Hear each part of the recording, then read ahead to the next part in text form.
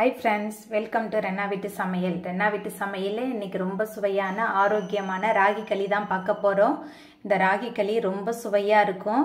தயிர் இல்லனா கார குழம்போட தொட்டு சாப்பிறதுக்கு ரொம்ப சூப்பரா இருக்கும். அதுக்கு அப்புறமா கருவாட்டு குழம்பு, மீன் குழம்போடலாம் வச்சு சாப்பிறதுக்கு இந்த ராகி களி ரொம்ப சூப்பரா இருக்கும். ரொம்ப எளிமையான முறையில அட்டகாசமா இந்த ராகி களி செஞ்சிரலாம். அந்த சுவையான ராகி களி எப்படி செய்யறதுன்னு வாங்க பாத்துறலாம். ராகி களி பண்றதுக்கு 1 கப் அளவுக்கு ராகி மாவு எடுத்திருக்கேன். அதுக்கு அப்புறமா இந்த ராகி மாவுல இருந்து 2 டேபிள் ஸ்பூன் அளவுக்கு மட்டும் தனியா எடுத்து கொஞ்சமா தண்ணி விட்டு நம்ம மிக்ஸ் பண்ணி வச்சுக்கலாம்.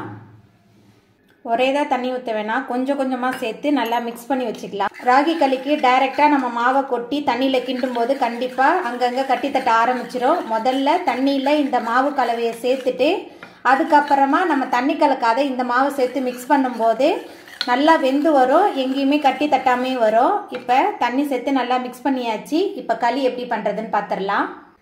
ராகி களி பண்ணுறதுக்கு அடுப்பில் கடாய் வச்சுருக்கேன். அதுக்கப்புறம் 1 கப் ராகி மாவுக்கு 2 கப் அளவுக்கு நம்ம தண்ணி சேர்த்துக்கலாம். தண்ணி சேர்த்தாச்சு. அதுக்கப்புறமா இந்த களிக்கு தேவையான அளவுக்கு கல்லுப்பு சேர்த்துக்கலாம். இது கூடவே 1/4 ஸ்பூன் அளவுக்கு நல்லெண்ணெய் சேர்த்துக்கலாம். தண்ணி, உப்பு, நல்லெண்ணெய் சேர்த்தாச்சு. தண்ணி நல்லா சூடாகி கொதி வரட்டும். தண்ணி நல்லா கொதிக்க ஆரம்பிச்சிருச்சு. அதுக்கப்புறமா இதில் நம்ம 2 டேபிள் ஸ்பூன் அளவுக்கு ராகி மாவை கரைச்சி வச்சுருந்தோம்ல, அந்த கலவையை சேர்த்துக்கலாம். கரைச்சி வச்சிருந்த ராகி மாவு சேர்த்துட்டு கைவிடாம நல்லா கிளறி கொடுத்துக்கிட்டே இருக்கலாம். தண்ணி சேர்த்து முதல்ல மிக்ஸ் பண்ணி வச்சிருந்த 2 டேபிள் ஸ்பூன் அளவுக்கு ராகி மாவு சேர்த்துட்டு நல்லா கலந்தாச்சு. அதுக்கப்புறமா நம்ம தண்ணிலாம் கலக்காம எடுத்து வச்சிருந்த 1 கப் அளவுக்கு ராகி மாவு சேர்த்துக்கலாம். ராகி மாவு சேர்த்துட்டு நல்லா கைவிடாம கிளறி கொடுத்துக்கிட்டே இருக்கலாம். கிண்டும் போது கட்டி தட்டுற மாதிரி தான் இருக்கும். ஆனா நம்ம கைவிடாம கிளறி கொடுத்துக்கிட்டே இருந்தோமா எல்லா மாவுமே நல்லா திரண்டு வெந்து வந்துடும். கிளறி கொடுத்துக்கிட்டே இருக்கலாம்.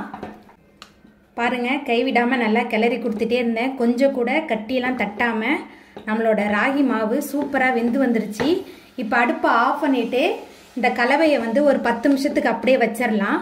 10 நிமிஷத்துக்கு அப்புறமா நம்ம பார்க்கலாம்.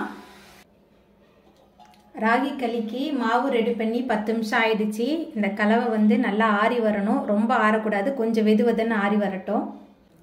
சூடாக இருக்கும்போது நம்மளால உருண்டை பிடிக்க முடியாது. ஆனால் ஓரளவுக்கு ஆறி வரட்டும், ரொம்பவும் ஆறக்கூடாது. ஓரளவுக்கு நல்லா ஆறி வரட்டும். ஆறுறதுக்காக தான் இப்படி கரண்டி வச்சு நான் கிண்டி கொடுத்துக்கிட்டே இருக்கேன். ராகி மாவு கலவை ஓரளவுக்கு நல்லா வெதுவெதுப்பாக ஆறி வந்துருச்சு. சூடாக இருக்கும்போதே தான் இதில் நம்ம உருண்டை பிடிக்கணும். ஆறிடுச்சுன்னா உருண்டை பிடிக்க வராது. பக்கத்தில் கொஞ்சமாக பச்சை தண்ணி வச்சுக்கிட்டு கொஞ்சமாக மாவு கலவையை எடுத்துட்டு நம்ம கையில் வெதுவெதுப்பான சூடு இருக்கும்போதே நல்லா அப்படி உருட்டிடலாம்.